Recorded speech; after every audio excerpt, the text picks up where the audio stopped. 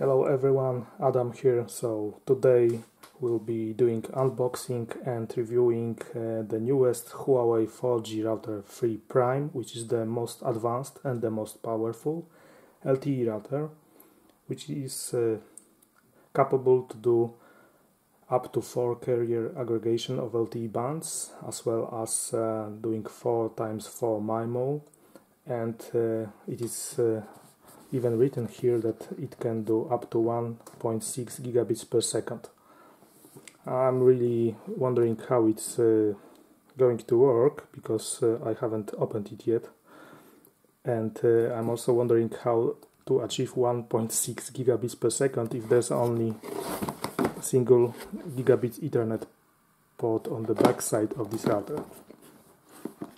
Okay, so the box, as you can see, is quite big, so it also weighs up, I think, more than 1 kilogram, and there's not so many informations here. There's some info about LTE category, which is LTE CAT 19. Yeah, by the way, the name of this router is Huawei B818, so that's the marketing name, but the name inside should be, yeah, that's the one, B818-263, color white, yeah, whatever. Okay, so it can also operate on 2 bands, 2.4 gigahertz and 5 gigahertz Wi-Fi, and it supports connecting up to 64 users over Wi-Fi. Okay, so let's unbox it. There are some seals here. I'll be using my nice credit card knife.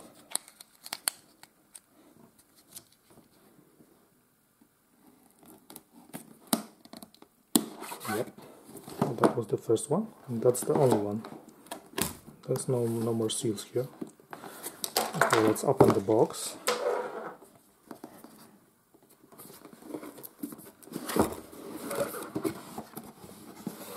And we can see this brick. So I've seen that some vendors are calling this unit a brick, gigabrick or something like this. Okay, so we have the router, so we have plenty of LEDs, power status, LAN, Wi-Fi and mode, whatever. And there's some indicator of the signal of the network, so we don't have to log in to see the signal status. And on the back side we have 2 gigabit LAN connectors and one, I think it's a RJ11, so the ordinary landline phone, and connector for power adapter. And what's here? Oh yeah, I think it is a connector for external antennas. You can connect antenna which is capable to connect over TS9 standard, and we have 2 buttons. One is probably, it's probably for Wi-Fi, and this is to power on the router probably. Okay, let's see what's here. We have the name of the router, the initial Wi-Fi password, information how to log on to the device when connected to the PC, the password that should be used to connect, and the information about the power needed to power on. Also, I think this is a SIM card slot. Yeah, it's micro SIM, so you need to have a micro SIM card, otherwise you won't be able to use it. Okay, that was the brick, and now let's see what's else in the package. Oh, that is a power adapter. It's quite big, so but light. It is 12 volts and 2 amps. It's 24 watts so not so small, I think. And we also have this is an Ethernet cable, but quite nice, a flat cable.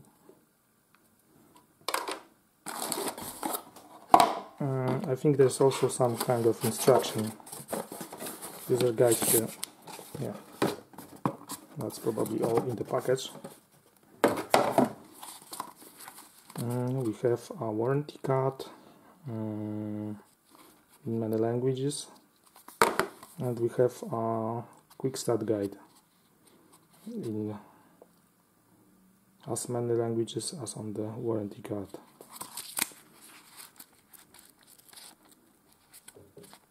Okay, so I think we should start now connecting this device with the PC and see the graphical user interface and how it performs. We'll see you in a minute.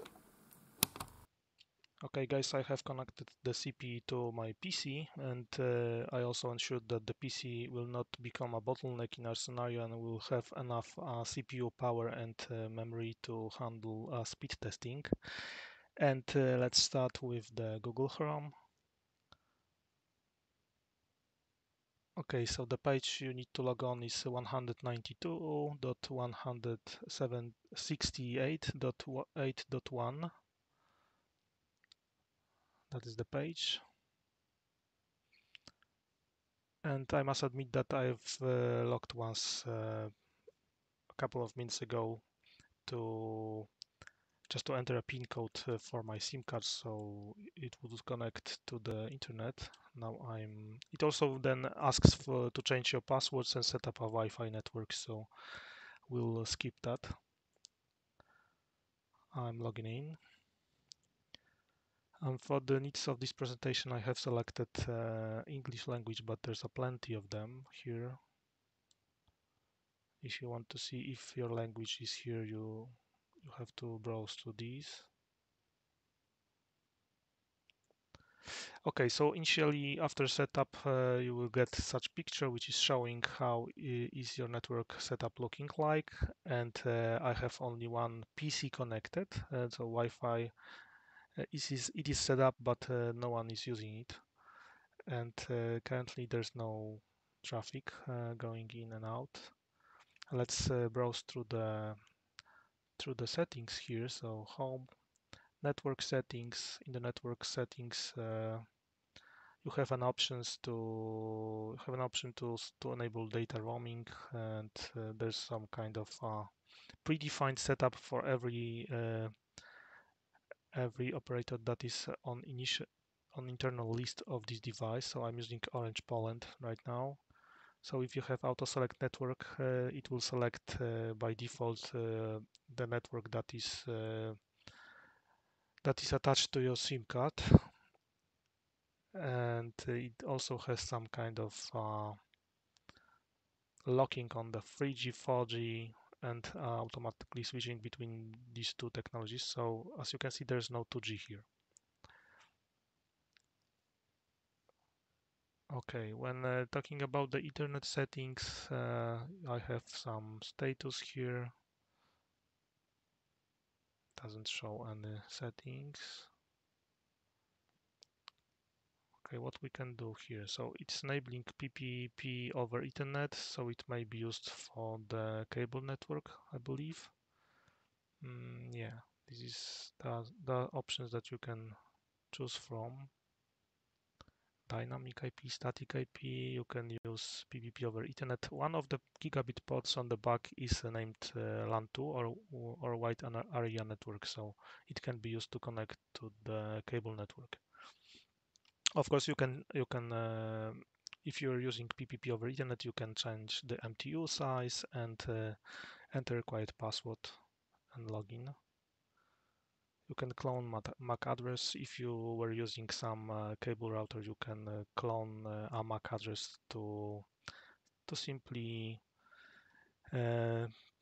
use this router instead of the one that was provided by your cable operator. Okay, when moving to the Wi-Fi settings, and I accepted initial pop-ups that were displayed during my first launch of this CPE, and it is asking you to set up 5 gigahertz Wi-Fi and 2 gigahertz Wi-Fi. It is basically providing some initial password that is secure, and you can accept that, or you can enter your own. If you want to change something, you need to get to this page and then set up required options. So these are the security parameters that you can select from. There are of course more Wi-Fi settings. Let's look into them.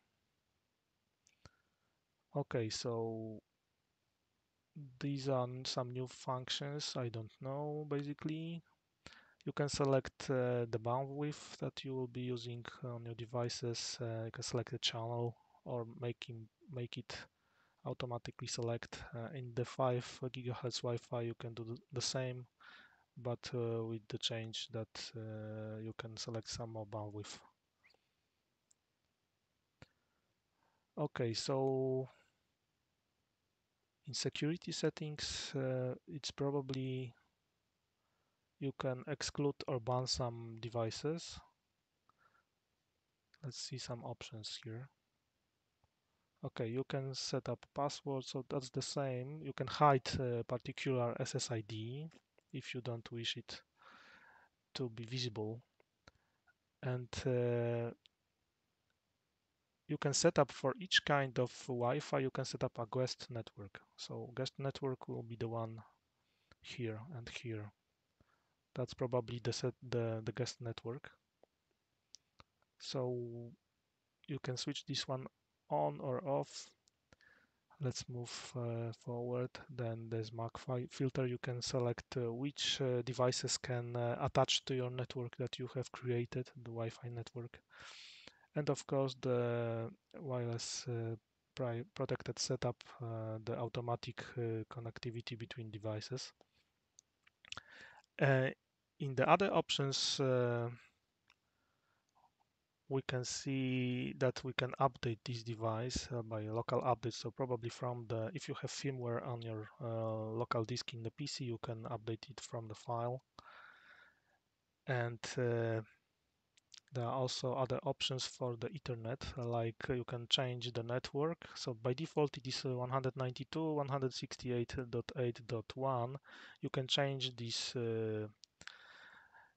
network to some other if it collides with the others that you have currently in your setup. You can enable, disable DHCP server, you can choose the range, and you can change the lease time. Of course, when there will be some devices connected, they will show up here. And that's the good thing. It has a dynamic DNS client. I don't know what client is available. Let's check. So these are most popular. So this DNS org and now IPCOM. So that's good.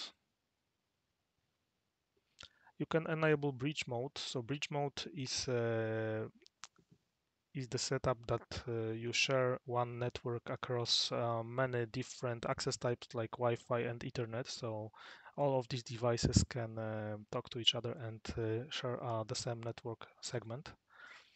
I will not be using this in this setup.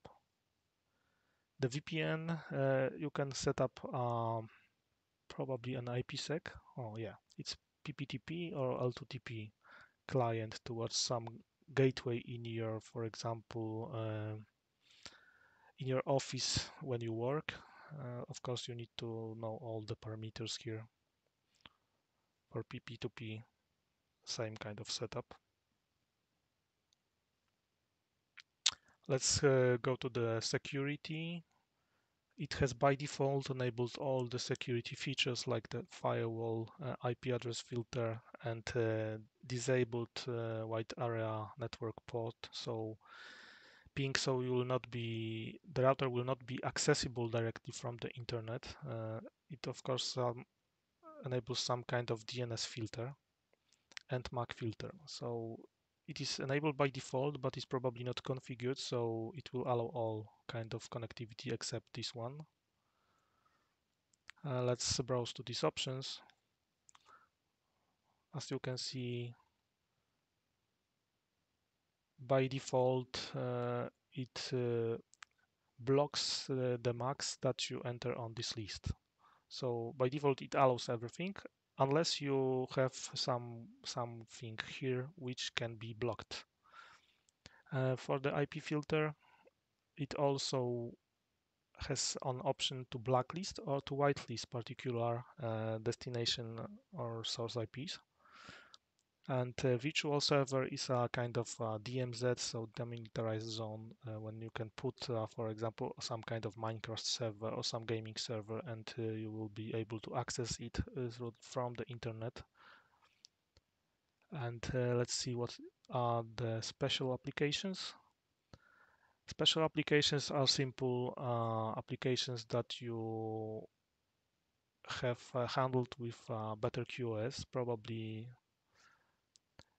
you can select a TCP UDP port and put them here, so they will be handled different way. It's even briefly described here. For DMZ settings, as it is written here, your computer becomes a DMZ host that is exposed to the internet and can be accessed remotely from the internet. And the SIP ALK settings, it is basically if you are using a VoIP provider, then you need to enable this one, because otherwise it will not be possible to access your landline phone, which is connected through the LJ11 jack, as I showed on the unboxing. For UPnP, I have it always off, so it's more secure. NAT settings, if you have some servers that you need to expose to the internet, then you're probably interested in these options. Symmetric NAT is only one-to-one. And the domain name filter, when you can blacklist some particular domain names, for example, I don't know, some porn sites, whatever you don't wish your kids to go through. And let's go to the VoIP section. In the VoIP section, you need to enter domain name and parameters of your VoIP provider, your SIP account details. You can even create a speed dial numbers that will be recognized by the CPE, and particular speed dial will be extended to the actual number. Codec settings, of course, these are options that you need to configure and may configure only after you set up a SIP server. So I don't have a SIP account, so I will not be able to show it to you. The same applies to the VoIP advanced settings. And in the system section, we can see some detailed information about the CPE and the firmware it uses, and then the version of the web user interface, some details about your LTE connectivity. As you can see, it supports IPv6, so I may switch this to the IPv6 to show you if it works or not, so I'll do it in a second. And information about the band, LTE band that is used. Of course, it is a 4 CA, so it can aggregate up to 4 bands on the LTE. So this is the main band that will be used to attach other bands. Some details about the frequencies, nothing special. You can restart the router, but I will not be doing this. You can reset it. One-click check. That's a strange option. Let's see. One-click check. What does it do? Checking. Normal. So it simply checks probably accessibility of the some Google servers or stuff like this, just to confirm that internet connectivity is working. So you can do some deeper diagnosis. Ping and traceroute is available, so let's check the Google DNS servers availability diagnosis. Okay, so it makes an output of probably some Linux inside. You can modify the password to the router. You can set up a pin code checking, or you can even modify it. So in my case, as I said, I have PIN on my SIM card and I have to enter it every time I'm turning on the router. So that's a disadvantage because my SIM card doesn't allow to disable PIN code. Time settings, probably it will use some publicly available NTP servers. As you can see, this is from NASA, but you can select one. You can probably enter your own, I believe. The question is if we can enter our own. No, this is a predefined list. Or you can, if it's disabled, probably you can enter manually. You can set up manually the time. Okay, and now we go to the system settings. And for the system settings, I don't know this option really. It's some kind of Huawei's proprietary. Scheduled restart. So the router can be restarted every n days that you enable, probably just to keep it, I don't know, keep the connection working. And it can auto update in a specified time frames in the night. So when you switch this CPE on first time, it will ask you whether to do auto updates or not. I have it checked. It can do online updates if the internet connection is working, and you can expand the range by connecting external antennas. Let's see how it looks. Please use that external antenna provided with the device. So I didn't have one. I didn't have one in my box. So it will automatically discover if there's antenna connected or not. But the good thing is that the options are in the menu, because on some previous Huawei CPEs there wasn't any option to select antenna. So I will not play with this because I don't have other antennas. System logs. You can watch the system logs, and there are some information about the network connectivity and who was connected to the router probably, and who was logged in. So this is the severity of the information that are displayed. And the last option, and backup and restore. You can export your configuration to some flat file that can be imported later on. And to do that, you need to restore configuration from this option and select the files. Probably that's all. Let's see this. What does it do? Okay, so it shows the devices that are connected to the CPE, to this Huawei router, B818. Currently, I have only my PC connected over Ethernet. There's nothing else, not from Wi-Fi. And when we move to the tools, we have SMS conversation. So there's a box that you can send SMSs and receive SMSs, but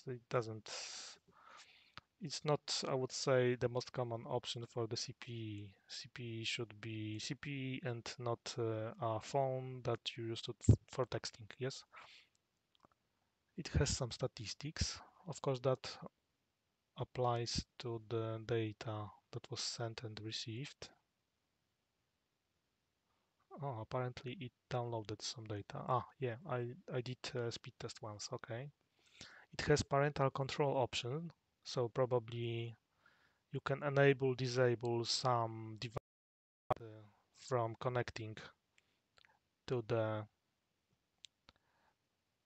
router. Probably that is for this.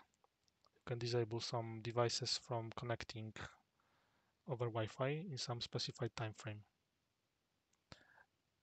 And in advanced, we have these Wi-Fi settings that I showed and all these options previously displayed. Okay, so let's do some speed test checking. I'm using Google Chrome and speed test by Ookla. Okay, first I will select the server that I know is the nearest. Let's this one. Let's block first these add ones, not to having them disturbing our testing. And let's start.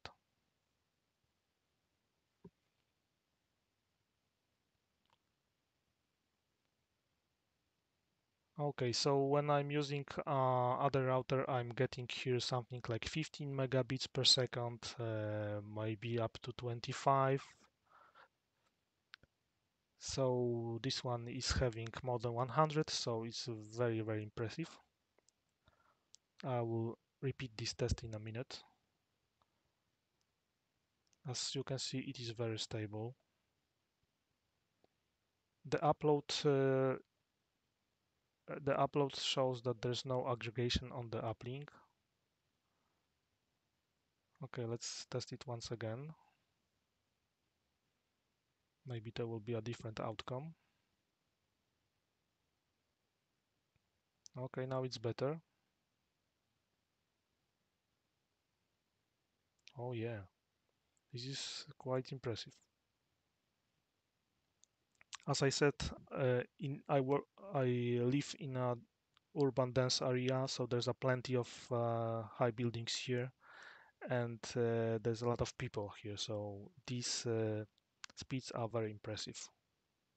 I'm getting something like up to 25, 30 with the carrier aggregation, but on the two bands. Okay, let's do it once again for the last time.